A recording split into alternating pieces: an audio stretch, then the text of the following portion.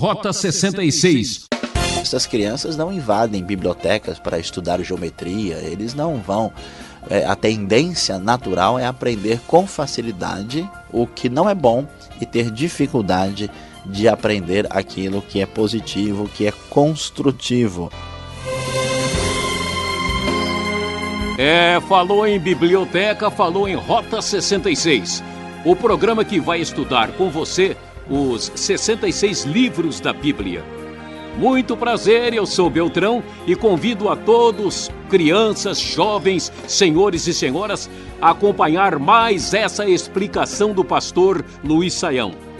Estamos no começo da série de estudos do livro de Gênesis, capítulo 3, a origem do pecado.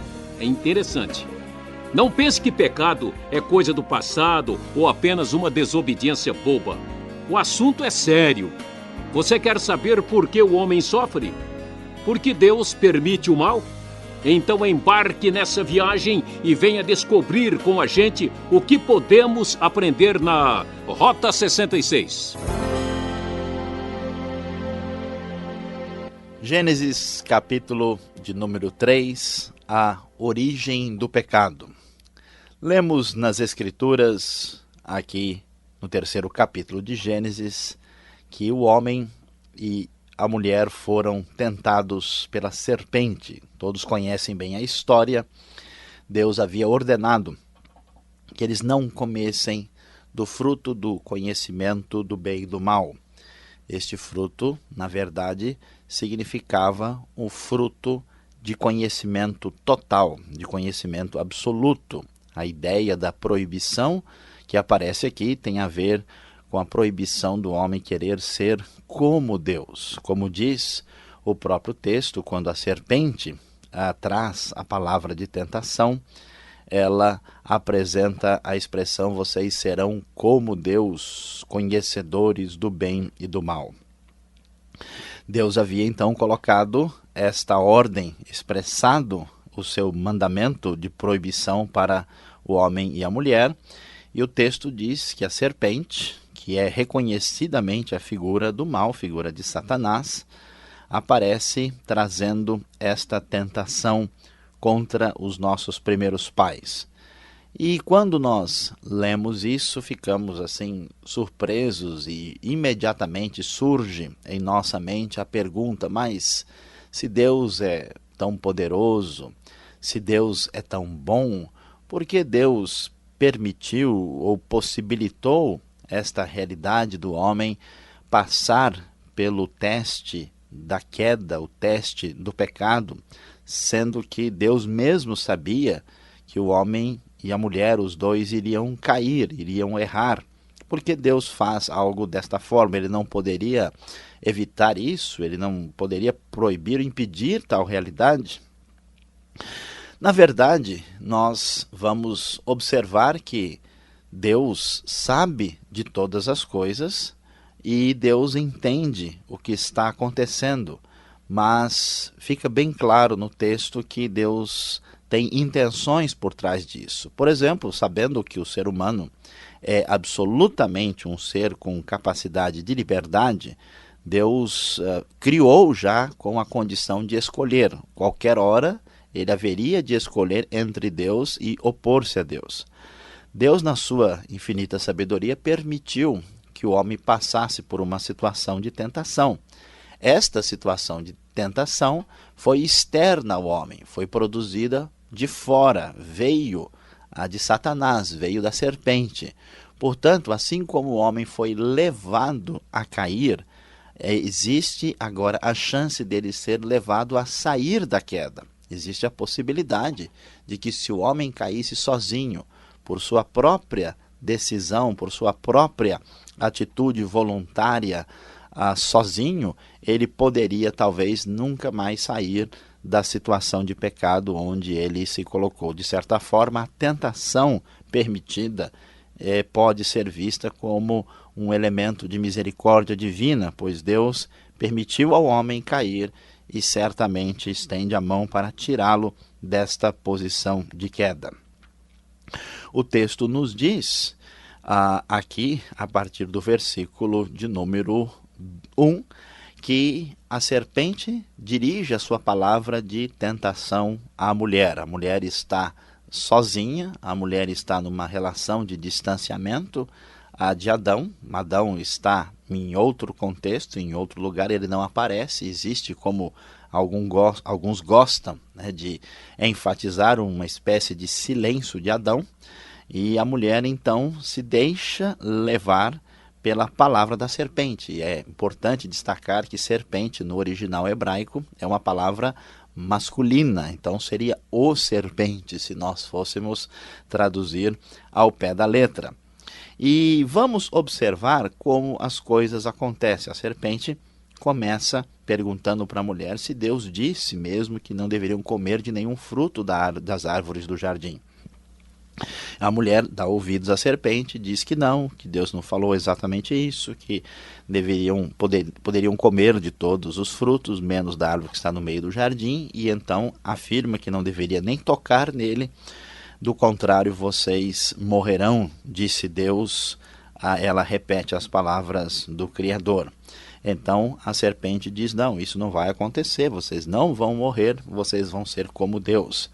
A mulher então se encanta com esse discurso e passa a observar a fruta, o fruto, nós não sabemos que fruto é este, e então ela finalmente come e entrega ao marido, que come com ela também, conforme o versículo de número 15.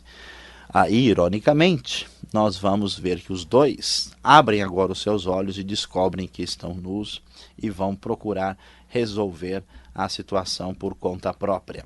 O que vamos observar de bastante prático aqui neste capítulo 3, neste momento? Vamos ver qual é a dinâmica da tentação que levou os primeiros pais a cair, que certamente nos dá condições de entender muita coisa para a nossa realidade de hoje. Vamos observar, por exemplo, que logo no primeiro versículo existe a distorção da palavra de Deus. A serpente muda o que Deus disse. A palavra divina não é transmitida na sua inteireza e com fidelidade. A serpente faz um acréscimo muito claro dizendo que se Deus proibiu comer de todas as árvores. E o erro de Eva é exatamente dar atenção ao mal. Ela aceita dialogar com a serpente como se ela pudesse ser uma segunda parte do diálogo sem problemas alguns.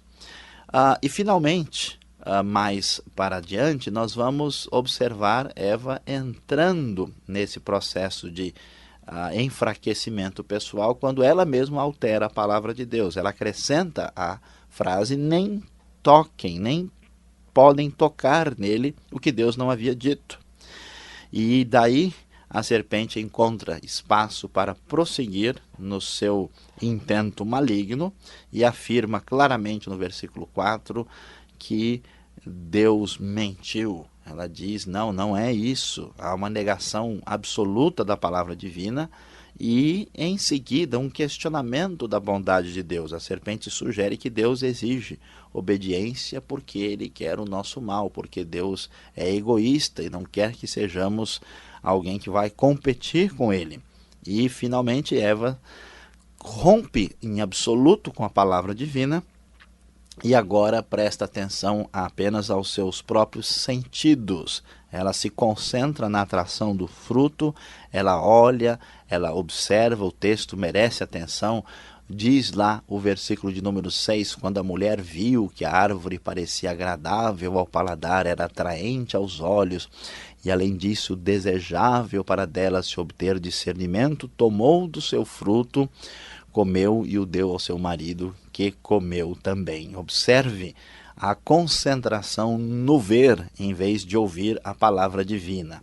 Ela então se esquece de Deus e se concentra plenamente na atração do fruto e comete o pecado. Esse procedimento ainda leva a uma atitude mais impressionante. Nós vemos que Eva não só come, mas passa imediatamente para que Adão faça o mesmo. Ela o convida a um proselitismo em favor do mal aqui. E Adão cai no pecado juntamente com ela, esquecendo-se plenamente da palavra divina, da orientação de Deus. E surpreendentemente, diante desse erro, quando eles caem no pecado e observam que as coisas não aconteceram do jeito que a serpente falou, era para que eles imediatamente tivessem o conhecimento pleno, que eles chegassem a ser deuses, como era o desejo do coração deles. Eles, ao enfrentarem esta dificuldade pós-tentação, eles não buscam a Deus. Era de se esperar que agora eles falassem: não, peraí, há um problema, a serpente nos enganou. Vamos voltar, vamos procurar o Senhor Deus para que Ele nos ajude, porque nós fizemos o que não nos era permitido.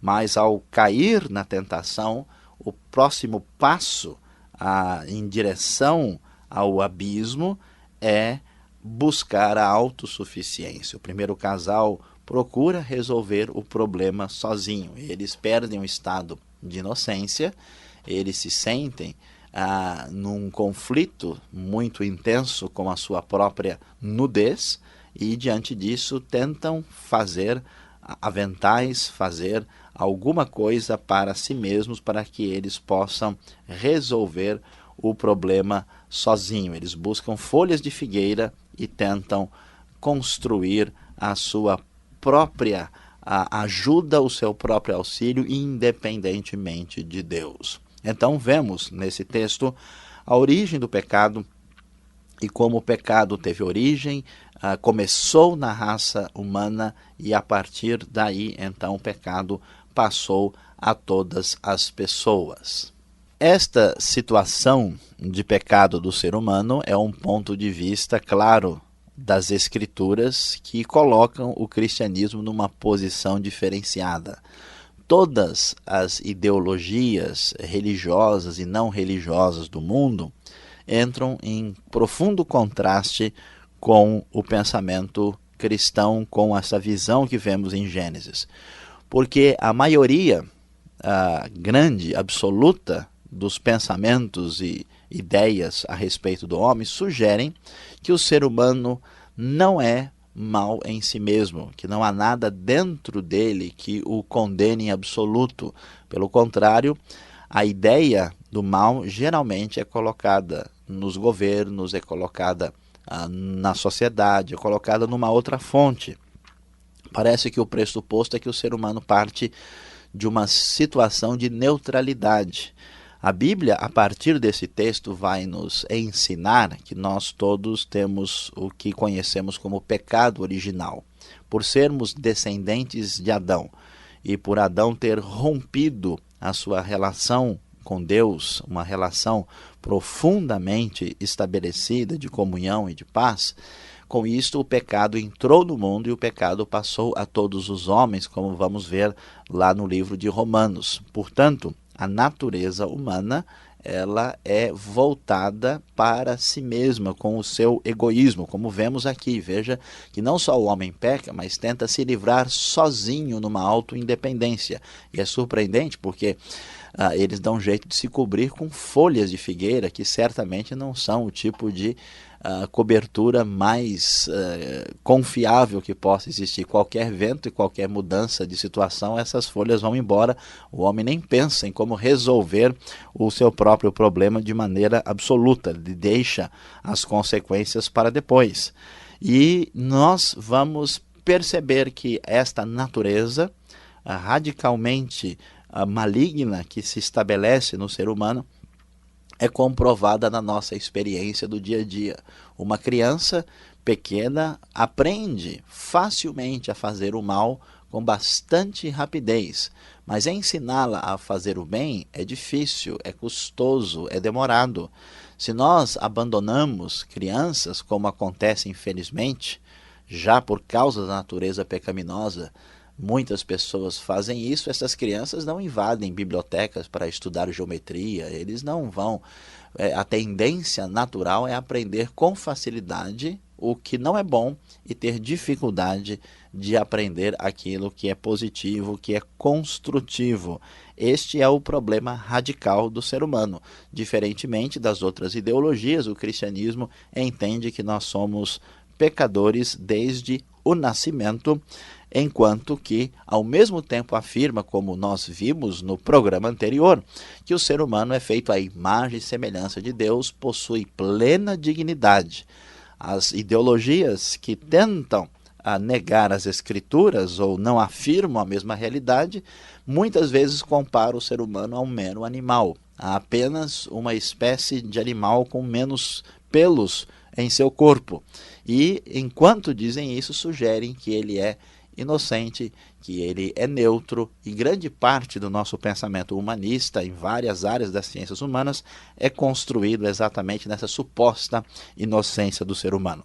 Devido à radicalidade do mal, ao pecado tremendo que está já definidamente enraizado no nosso ser, é necessário em absoluto a salvação divina, a intervenção de Deus em favor do homem, porque ele sozinho certamente não será capaz de resolver a problemática na qual ele está inserido.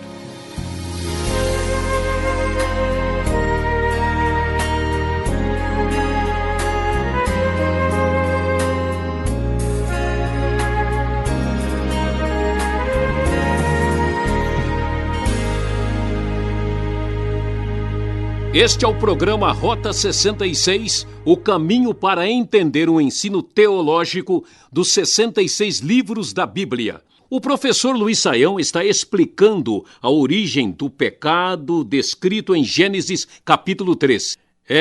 Talvez você tenha ficado com alguma dúvida ou gostaria de fazer uma pergunta. Então entre em contato com a produção do nosso programa. E o nosso e-mail é rota66@transmundial.com.br.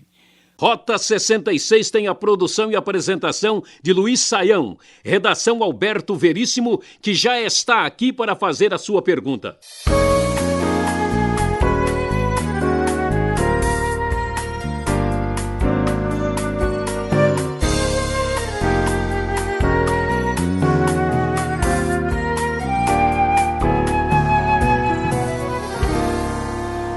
Ok, Saião, então chegamos agora naquele momento da pergunta.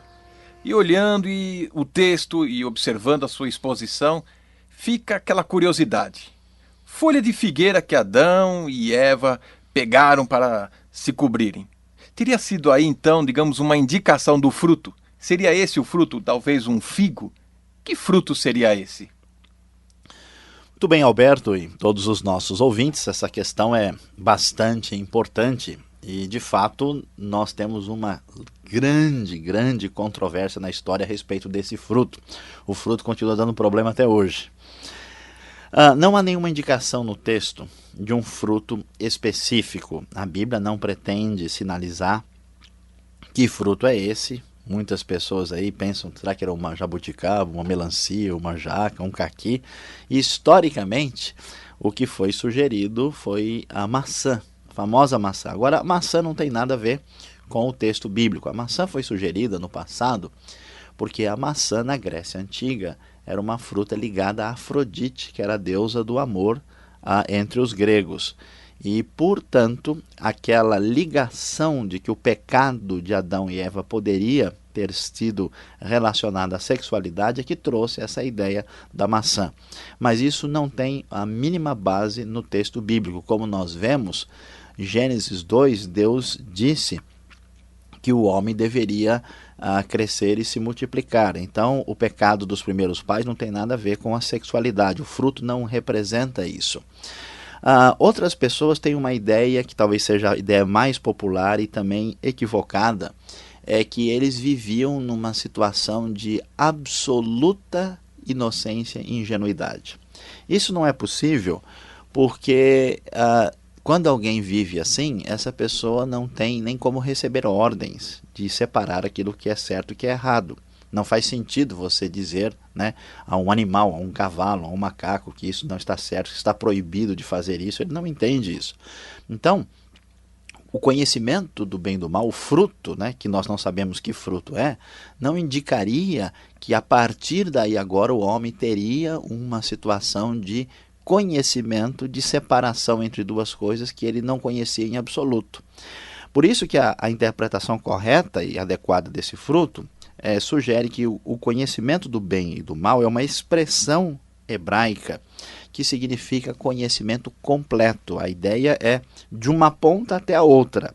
Portanto, a ideia é de conhecimento absoluto. Por isso que o texto mostra para a gente que Adão e Eva, na verdade, caíram na tentação de que eles poderiam ser como Deus. Portanto, o fruto não nos interessa saber aqui qual árvore específica, qual vegetal foi comido. Não é esta a questão. Aquilo que foi comido representava a desobediência e o interesse do homem de querer ser como Deus. Como disse o grande filósofo Søren Kierkegaard, o homem se desespera até hoje por querer ser igual a Deus e não poder sê-lo. Este é o grande pecado. Sabemos então que esse fruto é muito azedo, né? Provoca um resultado... Uma azia, uma digestão terrível. Haja estomazil. Agora, Adão, aonde ele estava? Se no texto percebemos que a ordem de não tocar, de não mexer, não chegar na árvore, era para Adão, e a Eva começou a mexer no texto, não era tocar, não é aproximar. Onde Adão entra nessa história toda? Porque foi Eva que mexeu no vespeiro. Isto de fato é bastante perceptível no texto e chama a nossa atenção.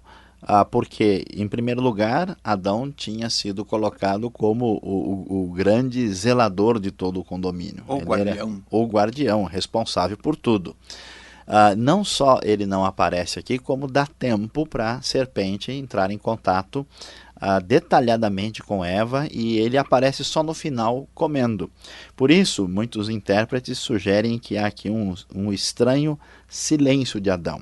Onde está a chave do problema? Primeiro, que Adão não só abdica da sua posição de responsável pelo que está sendo apresentado, está acontecendo, mas também ele deveria viver numa relação de parceria com a mulher. Tanto é que ela foi tirada da costela, né? E ela deveria viver como quem está diante dele, como o complementa, que se encaixa por ele. Então a expectativa é que houvesse essa participação. A mulher está isolada, ela está sozinha e ela assume um nível de responsabilidade que no final das contas era maior do que estava previsto. Adão deveria estar ali e ele então cai numa posição de passividade e a mulher de distanciamento da relação com ele. Portanto, aqui nós vemos uma dinâmica complicada, né? Quando as coisas não funcionam da maneira como Deus propôs, e aqui a ideia é de relacionamento, de parceria, sendo que o maior responsável é Adão pela palavra divina, e não uma ideia de concorrência ou de oposição. A ideia não, essa é uma ideia mais contemporânea. Quando as coisas não acontecem assim, os resultados são complicados. Então toda a palavra divina precisa ser levada a sério e considerada, senão os resultados serão muito, muito tristes. Obrigado.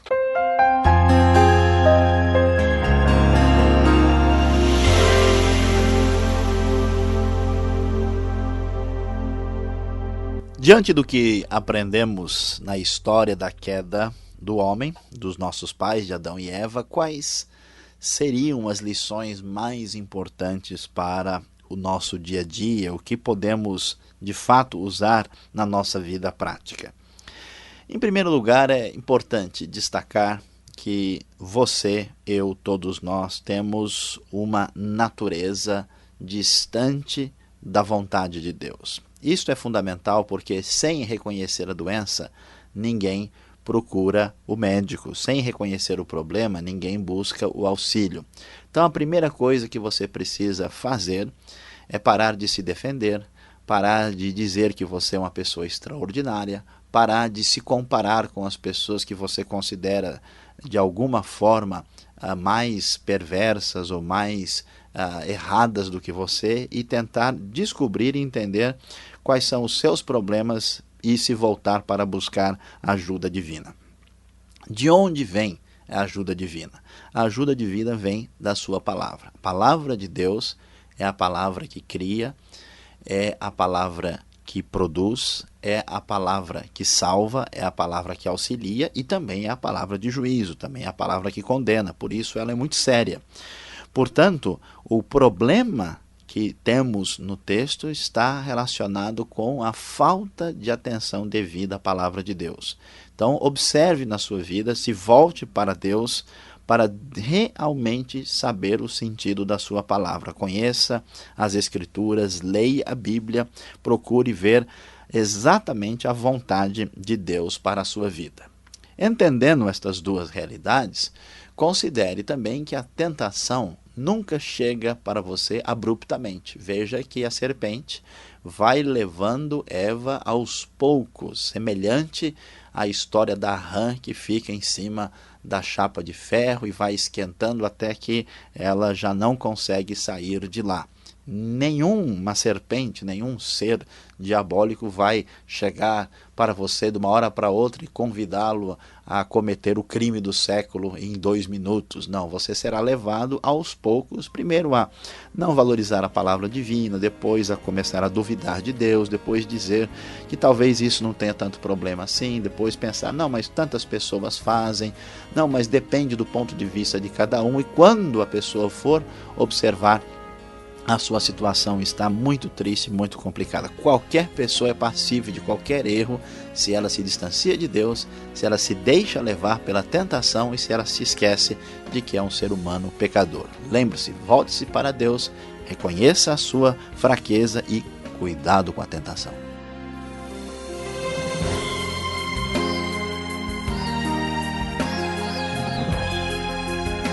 O programa Rota 66 vai parando por aqui. Espero você no próximo programa nesta mesma emissora e horário. Contamos com a sua audiência, hein? Fique com a paz de Cristo.